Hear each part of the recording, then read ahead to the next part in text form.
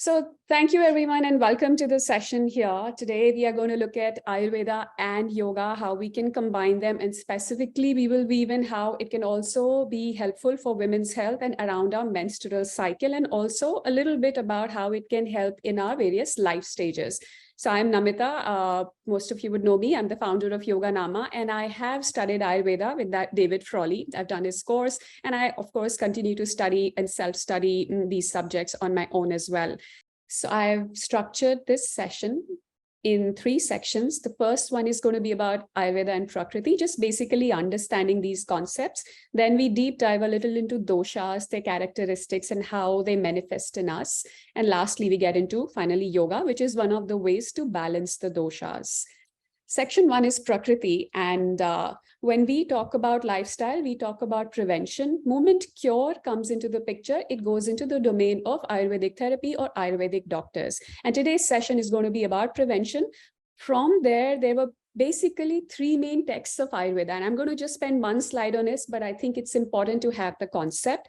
These 3 texts were called Charaka Samhita, Sushruta Samhita, and Ashtanga Sangraha. Charaka was the first Ayurvedic text that came out, and it talked a lot about internal medicine. It talked about, the Agni, digestive power, the doshas, how to balance them, hygiene, diet, lifestyle, a lot of stuff we associate with general Ayurveda. Then came Sushruta, who talked a lot about the medical aspects. He talked about surgery. That is where first-time rhinoplasty is mentioned. A lot of technical medical exercises are mentioned into that. Finally, and the latest one was Ashtanga Sangraha, which was again a compendium of what was collected or known about Ayurveda. And the author, Vagbhata, what he also did was he summarized his own book, Ashtanga Sangraha, into something he called Ashtanga Hridayam. And that is a summary of Ayurveda. A lot of modern texts that you will find actually source a lot of their material from this text. So that's broadly where Ayurveda comes to us from. All of these texts were taught in universities like Nalanda and Takshala. So interesting stuff to know. So you know what we are getting into and how far back it goes in time. All right, now coming to the main part, that was the theory. So what really is Prakriti? Prakriti is nothing else but your nature, what you were born as, what is your inherent constitution, what kind of emotions you have a tendency to, what is the type of metabolism we have, what type of exercises we enjoy, or what suits us more. So this is basically a mix of nature's energies that were formed in us at the time of conception. That is what the Ayurveda texts say. So when you were conceived at that very time, this Prakriti or the nature was defined. It is, in a way, you can say it is how, when you were given the chance to express yourself for the very first time, it is the type of colors you chose to take. It is the way you chose to express yourself. That's the nature and that's the foundation. It will always be the same. The mix of doshas or nature's energy at the time of conception is the blueprint. And it kind of decides how you respond or react to every stimulus that we get in life for the rest of our lives. Even what kind of rejuvenation practices will be good for you, it depends on this particular nature. And it is nothing but a mix of the 3 doshas. And we'll get into doshas later. But there's one more concept I want to cover because there's often some bit of confusion around this. And that concept is called Vikriti. Now, as I said, you can think of your Prakriti as your blueprint when you were conceived. But as of today, I might be born a XYZ personality type, but as of today, the mix of those doshas in me could be different because of my lifestyle, because I was just sick, or because, there was the pandemic, everybody went through a lot of stress, some people went through trauma. So that can change the mix of doshas, and that becomes my Vikriti, which is after I was created. After I was created, what is the mix of those energies now? Are my colors the same as what I was born, or are they different? If they are same, if your Prakriti and Vikriti, what you were born as and what you are today is the same, then it is in balance, you are in good health. If it is not in balance, we have deviated from our true nature, and there is sign of imbalance, and that means disease or some kind of illness can take place. So that's the root cause of disease, is a variation between who we were and who we were meant to be and who we are. So deviations from your true nature, and all Ayurveda is going to try to do is try to restore that balance, that conflict that may be there within us. And an example would be that, let's say a child who's really creative, who wants to get into the creative arts, but because of pressure from the parents or for whatever reasons is not able to pursue that. And now the child is doing, maybe he's grown up to do some boring work and office work, which doesn't really fulfill them. So there is a difference from their nature. And there is conflict. That kind of conflict can create diseases, unrest, mental, physical, or even spiritual imbalances. But what we can do is, let's say if a person does not have the opportunity to change their circumstances, they can work with Ayurveda in some ways to support themselves in ways that their imbalances can be minimized. In this section, we understood what's our nature, what's deviation from our nature, and how that can be a cause of disease. All right. So now we get into the doshas, and doshas in themselves are made from the 5 elements. We're familiar, hopefully, with the 5 elements. Otherwise, I've got them here.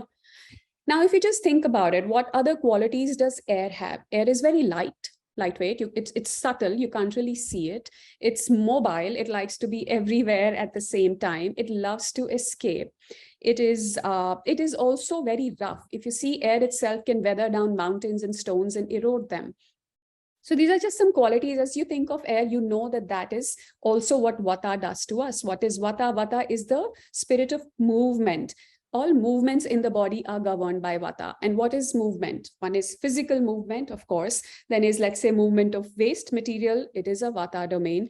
Beating of the heart is a Vata domain. Nerve impulses, the electrical impulses that happen in the signaling of our nervous system, those are also a very strong Vata domain. So any kind of impulse or movement comes from Vata. Because it is the element of space as well, it likes to rest in the empty spaces in the body. It is your colon, your bones, and yeah, so those 2 are primary residences of Vata. And then you come to Pitta. Pitta is fire and water. Fire gives heat. Fire cooks, it purifies things, fire brings light. So those are also the qualities of Pitta. Fire is voracious. It can burn down forests like in a jiffy. So that is the nature of Pitta as well. Since it brings light and clarity, it is connected to our eyes. Eyes have the gift of light. We see things. It is one of the main organs of Pitta. That is how we assess and experience our world. Pitta cooks, so it is also responsible for the digestion. Any process of transformation, Pitta is transformation. It changes things from what they are. That is governed by Pitta. So if you look at exercise, when you want to go to the gym, you want to hypertrophy, that is a Pitta activity, the change in the shape of the muscles. Now we come to Kapha. Kapha is a mix of water and earth, primarily earth because we are made of mostly water. It is our tissues suspended in water. What are the qualities of earth? Nurturing, grounding, but slow and difficult to change. So that is also the energy of Kapha. It tends to be slow, but it is also very grounded. It is nurturing. Kapha is binding. Like we build our houses with earth, our body is built with that element. In our body, particularly, Kapha also lubricates. So all lubrication activity, whether it is the synovial fluid in your joints, it's the mucus in your respiratory passages, it is the mucus that lines the stomach, to protect us from the pitta acid of digestion. All of those binding, nurturing, lubricating activities are the domain of Kapha. So just in a summary, Vata is light like the air. It is responsible for movement, including the nervous system impulses and our thoughts. Pitta is transformation, when we want to change things, purify, make them better, make them easier to cook or understand or digest. That's your fire element. And Kapha is the structure within which everything happens. And I'm going to use 2 examples later on in the 3rd slide from here to explain further. But let's just, look at a summary of this in the next slide. Let's move forward. Now we come to an example. So I've chosen 2 examples here. So let's take the process of digestion. When I find some food I want to eat, it's an apple, I put it in my mouth and I chew. So the movement of my jaw is a Vata activity, but there's also saliva that is secreted. One of the functions is that it's going to make the bolus easier to swallow. It's going to soften the food. Those are all. Softness is a Kapha quality. That is a Kapha domain. And then as it goes into my stomach, after initial some Kapha activity, it's going to get cooked in the acid. That is a Pitta domain. in the small intestine, the bile or whatever, juices are going to be secreted, all are Pitta domain. And finally, when the waste material is going to be going out of the body, it's going to be dried. The drying action is a Vata domain. Wind dries, and that also the movement, the peristalsis, the movement out is also a Vata domain. Now let's take a mental or a subtle activity, which is thinking of thoughts. The ability to think or the ability to make connection, the electrical impulse that's going through is again Vata, but ability to process and digest and make meaning out of that information is Pitta, because Pitta is intensity, it's fire. It is going to come up with a judgment at the end of it. It's the processor.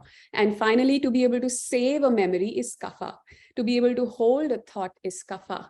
People, if they have ADHD, what's missing is Kapha, because ability to hold a thought, that stability, that grounding that comes from Kapha is missing. Only Vata is there making those connections and too many thoughts are happening, but Pitta doesn't have the time it needs to process them because Kapha is low. So that's another way you can look at these doshas in terms of a subtle activity. Open for questions now. Don't look so jaded, people. I hope that was that I had the presentation or I couldn't see your faces, but feel free to ask me. It's okay to be a bit overwhelmed in the beginning, but it'll come together. So can I ask the question? Yeah, please, Ishita. Yeah. So the question was like, you also mentioned about Manas Prakriti, right? Yeah. And we already have our body constituent Prakriti, right? Yeah. So is it like when there is an imbalance in the body? Yeah. So is it also like the same as the Manas Prakriti, or is it different from that? Can we have a different Vikriti and different Manas Prakriti? Yeah, so nice question. There will always be a relation, right? Because in fact, at some point, Ayurveda says that the diseases begin in the mind. So it probably started in your Manas Prakriti and then translated into your body. Everything first happens in the mind before it comes to the body. So it is not going to be the same because we're not measuring in the same way. But let's say if there is lethargy or there is depression, there is probably tamas in the Manas Prakriti because tamas is causing that. There's anger and agitation and you have that heatedness. There is the rajas in your Manas Prakriti that is influencing that. So it's a balance. It's not disconnected. So there is rise here, there'll be some impact here, there's some impact here. So which is why both ways, right? If you eat a lot of Rajasic food, your Manasic Prakriti becomes more Rajasic. That is why they say eat Sattvic food, then you will have a certain, so the diet is impacting your mind will impact your diet. It's a two-way street. Yeah, so it's like both ways, right? We can have it can start from the mind also, or it can start from the body also. Yeah. And from our environment. Trauma is one of those. We didn't do anything, but a traumatic experience then goes deep into our subconscious as PTSD or any other way. Yeah. Okay. And the other question, like, what is it that we have to ask in the consultation, this Calendly? It is open, so it could be something. You could have once you've understood, you could have questions about your own lifestyle. Okay, this is what I'm doing. What do you think? Or this is a personal consultation wherein I would ideally like to, if at all, help you review your lifestyle. Or if you have any questions regarding the sessions which you would have, then happy to. But primarily, it's a lifestyle consultation in terms of you want me to review what kind of Ayurvedic practices you're doing, have a conversation around how it's working out for you, or if you want to just understand what your dosha is, what you should be doing. This is what is happening in your life right now. We can have a understanding of which dosha might be. Would you recommend some diet and like what food to eat based on our Prakriti? I give an overall guidance. So I'm not into minutely, tracking what we eat because I think it didn't work for me. I've done that. I've done the calorie tracking for many years. I was very, very particular about what I would eat, only healthy food. It didn't really work out. What eventually did happen with me with the yoga practice was, and once I studied Ayurveda more, is that you just become a lot more intuitive about your diet. So once you, and a lot of people talk about intuitive eating, but I don't think it's possible unless we have a little balance of doshas. We have a mindfulness practice because if you asked me 6-7 years ago, I would always have a cake or a sweet in my fridge because I needed it. They would always be there. You tell me no, and I need it. So if you would have told me to eat intuitively back then, I would just be like eating intuitively a lot of cake. So that journey has happened with yoga. So I actually allow my diet to just happen naturally. If I'm Got having it. a craving for cake, I will have cake once. I may have twice, but a third time, then I will ask myself, okay, what's happening? And then I do more pitta balancing work. But over time, what just happens is you naturally have cravings for foods which are aligned. So when the doshas are more or less in balance, not to say mine are always balanced, I have my own cravings too. But when they're more or less in balance, 70% of the time you will crave right foods. You will feel like having almonds, but you won't feel like having cashews. It happens. There's nothing wrong with it. So that naturally builds. So I don't need to know why I need to have cashews, because there's a inner intelligence that develops. And I can talk to you about that, about my personal way on that. Okay. Thanks, Ashika. Yeah. Yeah, Namita, hi. Yeah, hi. Yeah, lot to, I think, thank you so much for giving all this information, lot to process. Ma'am, as Arpita said, that we'll have to go through the session once again to really digest whole of it and all. Yeah. So yeah, and the session was beautiful.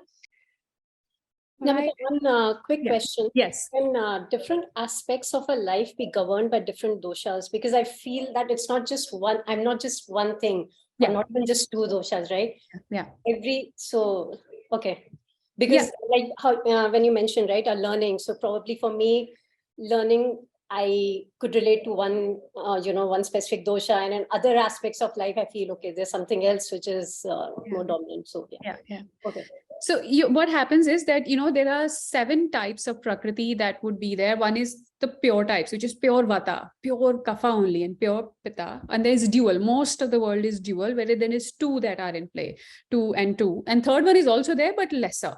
And the rarest one is Three Doshic, wherein all 3 are there in equal measure, which is good if it is balanced, and imbalance is there, it is very, very hard to fix. So Three Doshik is both positive and negative.